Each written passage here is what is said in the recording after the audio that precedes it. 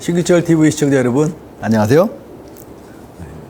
자, 우리 몸 중에서 가장 아래에 있고 땅과 늘 붙어 있는 곳, 바로 발이죠. 그러니까 평소에는 소중한 걸 잘 모르고 있다가 이제 갑자기 문제가 생겨서 이제 통증이 나타나면 사실 제일 참기 힘든 곳이 바로 발입니다. 이 발의 질환 중에서 오늘은 이제 족저근막염에 대해서 알아보도록 하겠습니다. 네, 생각보다 많은 분들이 족저근막염으로 고통받고 있으신데 오늘 진단부터 치료까지 자세하게 말씀드리겠습니다. 네, 족저근막염의 물리치료와 예방운동과 그다음에 치료운동이 어떤 게 있는지 한번 알아보도록 하겠습니다. 그럼 오늘도 구독과 좋아요 꼭 눌러주시고 자, 시작하도록 하겠습니다. 네.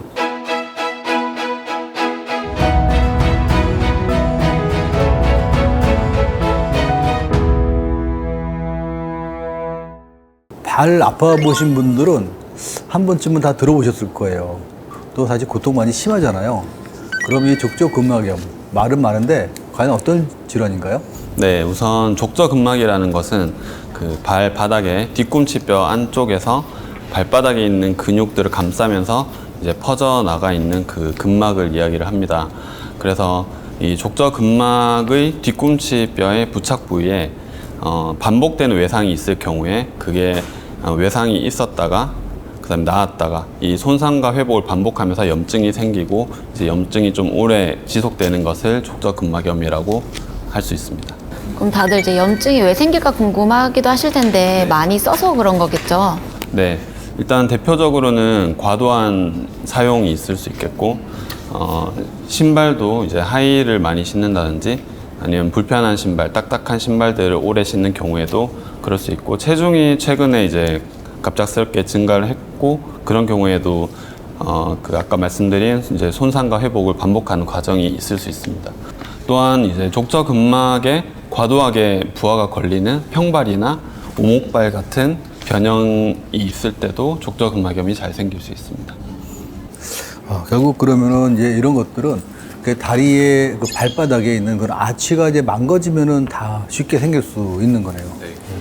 보통 우리가 이제 족저근막염이 있을 때 이제 제일 먼저 느끼는 게 아침에 첫 번째 발 디딜 때 그때 이제 발 뒤꿈치 통증이 생기면 보통 우리가 이제 족저근막염이라고 많이 생각을 하잖아요. 이제 그런데 이거 말고도 우리가 족저근막염을 알 수 있는 몇 가지 체크리스트가 있습니다. 제가 그거를 말씀을 드릴 테니까 혹시 여기에 해당이 되시면 내가 족저근막염이 아닌가 한번 생각해 보시는 게 좋을 것 같아요. 자, 첫 번째로는 아까 말씀드렸던 것처럼 아침에 일어나서 첫 발을 디딜 때 뒤꿈치가 당겨서 첫 발 뛸 때가 제일 힘들어요. 두 번째로는 우리 발가락을 이제 발쪽으로 딱 지킬 때 이제 그러면은 이제 통증이 많이 생깁니다. 세 번째, 그리고 이제 발꿈치를 들고 섰을 때 들고 서면 통증이 생기고요. 이제 가만히 있을 땐 괜찮다가 막상 걷기 시작하면 이 발 뒤꿈치서부터 통증이 위로 쫙 올라가는 통증. 이제 이런 것들이 있으면 이제 족저근막염이 있을 거라고 한번 생각을 해봐도 괜찮을 것 같아요. 사람들이 이제 많이 물어보죠. 왜 아침에 처음에 일어날 때 발 디디면 아픈지. 네. 이제 그거에 대해서 궁금해하시는 분들이 굉장히 많은 것 같아요. 우리가 잘 때는 발 쭉 뻗고 잔다는 말이 있긴 하지만 실제로는 발을 이렇게 내리면서 그리고 발은 약간 오므러든 채로 자게 됩니다.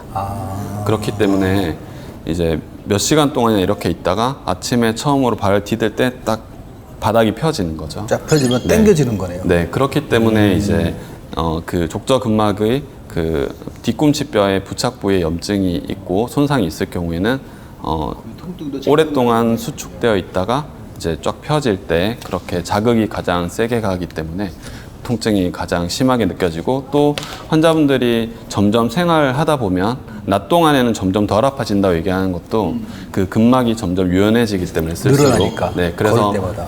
그래서 디딜 때 한 걸음 한 걸음이 조금씩은 편안해지는 그런 걸 설명드릴 수 있습니다. 그런데 꼭 발바닥이 아프다고 해서 족저근막염은 아닐 수도 있잖아요. 또 비슷한 증상을 호소하는 다른 질병도 혹시 있을까요? 네, 이 족저근막염이 뒤꿈치 통증의 가장 또 대표적인 질환이다 보니까 뒤꿈치 통증이 있는 이제 수많은 질병들 저희가 감별을 해야 되는데요. 우선 비교적 흔한 아킬레스 힘줄염이 있습니다.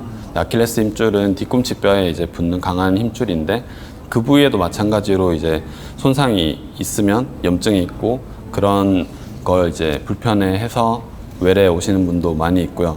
그 다음은 이제 지방 패드 위축 증후군이라는 게 있습니다. 발바닥에. 네. 아시다시피 뒤꿈치는 우리가 뼈와 피부 사이에 좀 폭신한 부분이 있죠. 쿠션 역할을 해주기 네, 위해서. 그래서 예. 그 지방 패드가 쿠션 역할을 해주는데 뭐 여러 가지 원인에 의해서 그 지방 패드가 좀 적어진다든지 그러면 뒤꿈치 통증이 증가할 수 있고, 네. 또 이따 말씀드리겠지만 스테로이드 주사를 맞으신 분들 중에 드물게는 또 근막이 약해져서 그래서 가벼운 활동에도 찢어지는 경우가 있고, 또 뒤꿈치뼈는 우리가 체중을 많이 부하를 하는 곳이다 보니까 스트레스성 골절이 생길 수 있습니다.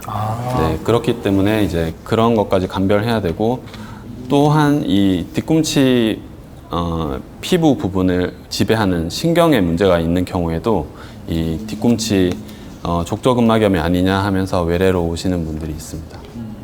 사실 많은 분들이 뭐 보통 이제 내가 뒤꿈치 아프면 족저근막염이다. 이제 그러고서 이제 자가 치료 많이 시작을 하잖아요. 이제 그러다 보면 오히려 잘못된 치료가 될 수 있으니까 이렇게 많은 원인을 이제 알아보기 위해서는 꼭 병원에서 진단을 받으시는 게 제일 중요하죠. 근데 일단 이제 병원에서 진단을 받으면 그다음부터는 우리가 이제 치료를 좀 시작을 해야 되잖아요. 이제 자가 치료할 수 있는 자가 물리치료 방법이 굉장히 많이 이제 있잖아요. 작은 공을 준비해 왔는데요. 이게 마사지 볼이라고 하는 이런 볼도 있지만 테니스 공도 하셔도 되고 아니면 뭐 골프공 같은 걸 사용하셔도 되는데요. 그냥 밑에 내려놓고 증상이 있는 발바닥으로 이렇게 문질러 주시면 돼요. 그러면 많이 아파 있는 부분은 좀 되게 타이트한 느낌도 많이 받거든요. 그래서 그거를 매일매일 하다 보면 그 아픈 그 부분이 어느 순간 좀 덜 아프다, 부드러워졌다라고 많이 느끼실 수 있어요. 이런 족저근막염에 대한 이제 물리치료는 저희 리피티브에 또 족저근막염 물리치료가 올라가 있으니까 이제 많이 보시면 도움이 많이 되실 거예요. 이런 이제 초반에는 이런 이제 자가 운동이나 뭐 이런 스트레칭 물리치료가 이제 도움이 되겠지만 이게 굉장히 심한 경우에는 이제 이걸로 안 되는 경우도 많잖아요. 그럼 이런 치료 다음에 할 수 있는 치료가 어떤 것들이 있는지 한번 설명해 주세요. 네, 우선 운동 치료를 유지를 하면서 그다음에 소염제 처방을 해드립니다. 그렇게 하고 이제 한 2, 3주 지켜보기도 하고, 또 심한 분들 같은 경우에는 체외 충격파를 이제 시도해 볼 수 있는데, 이 체외 충격파가 효과가 있는 분도 있고 없는 분도 있고 좀 다양하게 그 반응이 나오고 있기 때문에 환자분께 미리 설명을 드리고 하고 있습니다. 그리고 이 6개월 이후까지도 호전이 없는 경우에 스테로이드 주사를 아까 말씀드린 고려를 해볼 수 있습니다. 근데 이 스테로이드 주사는 효과가 물론 있을 수 있지만 족저근막에 또 병적 파열을 유발할 수도 있고, 또 아까 원인 중에 하나 말씀드렸던 그 지방 패드 위축의 원인이 될 수 있기 때문에 굉장히 조심스럽습니다. 네. 그리고 뭐 다른 여타 정형외과 병과 마찬가지로 이제 수술도 하나의 옵션일 수는 있는데, 주변에서 족저근막염 환자 많이 들어보셨겠지만 뭐 수술 받았다는 환자는 거의 못 보셨을 겁니다. 그래서 이 수술은 일반적으로는 거의 행해지진 않는다, 그렇게 알고 계시면 됩니다. 보통 검색창에 검색을 하다 보면 연관 검색어가 많이 나오는데 거기 보면 깔창 아니면 뭐 슬리퍼 뭐 신발 이런 종류가 많이 나오고 있거든요. 근데 여기서 선택할 때 어떤 점을 고려해야 될까요?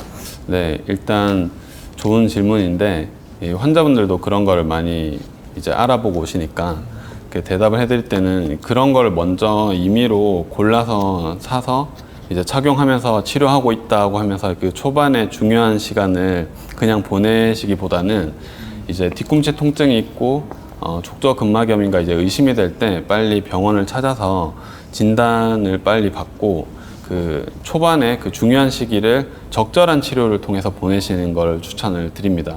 이 족저근막염을 1년, 2년 갖고 있다가 오시는 분들일수록 더 통증 조절이 되지 않고, 네, 그렇기 때문에 이 검색은 이제 초반에 보통 환자분들이 뒤꿈치 아플 때 해보실 텐데, 아까 말씀드린 대로 빨리 병원을 찾아서 같이 상의를 해서 어떤 보조기를 착용할지 정하는 게 가장 중요하겠습니다.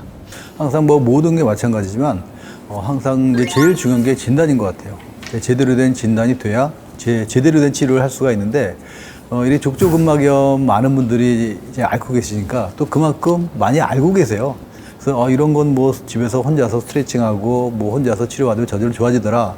하다가 진짜 중요한 시간을 놓칠 수가 있기 때문에 물론 이제 물리치료나 뭐 스트레칭 치료로 될 수가 있지만 그것도 원인을 알고 난 후에 치료받는 게 굉장히 중요하기 때문에 일단 병원에 오셔서 정확한 진단을 받고 이제 그 후에 치료를 받고 이런 과정을 거치는 게 굉장히 중요할 것 같아요. 그럼 다음에 뵙기로 하고요. 오늘도 구독과 좋아요 꼭 눌러주시고 다음에 뵙겠습니다. 감사합니다.